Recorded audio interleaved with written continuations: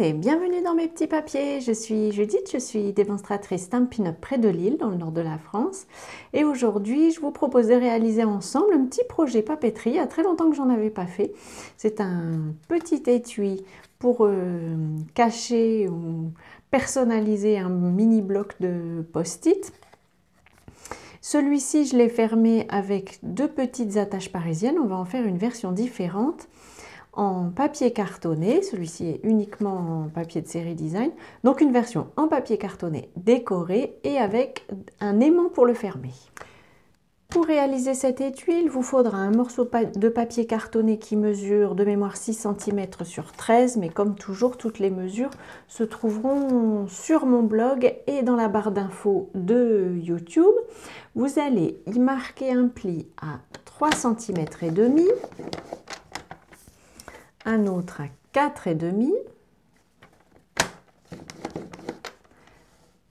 puis 8,5 et enfin 9,5. Ces mesures, je les ai entièrement piquées, c'est rare, mais là je n'ai adapté que les papiers. Je les ai empruntés à Sam Donald, dont la chaîne YouTube s'appelle Portals Papercraft. Je vous mettrai, si je n'oublie pas, j'espère, le lien aussi dans tous les articles. On marque bien les plis et puis j'ai choisi pour le décorer ces jolies petites fleurs qui sont aussi dans un ton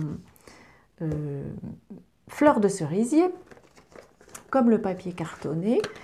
On va pour l'instant déposer l'arrière et ensuite, avant de poser la décoration des deux autres parties,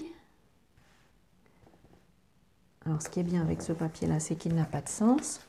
Avant de déposer les deux autres parties, on va poser les aimants. Alors Stampin' Up ne vend pas d'aimants, vous pourrez les trouver, je vous mettrai les références, vous pourrez les trouver dans la boutique américaine en ligne bien connue, sur Amazon. Après, je ne sais pas si vous avez vu passer, je ne la maîtrise pas encore bien, mais une nouvelle norme est passée et maintenant, quand on fait des achats en dehors de l'Europe, il faut payer en plus la TVA. Ce qui n'est pas le cas avec vos achats Stampin' Up. Stampin' Up a beau être une entreprise au départ américaine, elle est basée aussi en Allemagne, donc vous avez déjà payé la TVA quand vous achetez chez Stampin' Up, donc il n'y aura pas de surcoût. Je vous mettrai donc aussi les références d'une entreprise française qui vend aussi des aimants. Ça vous évitera ce genre de désagrément. Alors, pour coller mon aimant, vous voyez, c'est des aimants tout fins, tout fins. Je vais le poser ici, voilà, de manière à être certaine que le dessus le protégera. Et donc, ensuite, je vais y mettre ma protection. Ce sont des aimants qui sont souvent très forts. Et donc, il vaut mieux mettre une protection parce que on risque de déchirer le papier en ouvrant son bloc. Donc là, je limite un peu les risques. Et je vais poser, donc je referme mon... Voilà, je le laisse se poser lui-même. Je referme mon petit bloc et je laisse mon aimant se poser lui-même parce que comme ça, je suis certaine qu'il est du bon côté. Vous savez qu'un aimant a un côté plus, un côté moins. Et si vous le mettez du mauvais côté, eh bien, ça ne fermera jamais. Au contraire, ils vont se repousser. Et donc là, voilà. J'ai mis un point de colle quand même pour être certaine. Et je le recouvre à nouveau avec mon papier décoré. Voilà. Comme ceci, il est là. Mais il est caché et en plus, comme je vous disais, ça réduit un petit peu la force des aimants, mais comme vous voyez, ça claque fermé quand même merveilleusement. Je vais aussi, j'ai envie d'y déposer une petite fleur. Alors pour ça, j'ai pris la perforatrice Ma Fraise qui contient une petite fleur comme celle-ci. Je l'ai juste, vous voyez, j'ai déjà découpé la première. Je vais en découper juste pour ne pas faire un peu de charpie de papier. Et je vais juste glisser ma bande de papier sur le côté de ma perforatrice. Hop. j'ai maintenant une petite fleur et pour qu'elle soit décorée de façon un peu simple, alors j'ai choisi cuvée de cassis pour changer un peu, pour ne pas avoir complètement de ton sur ton.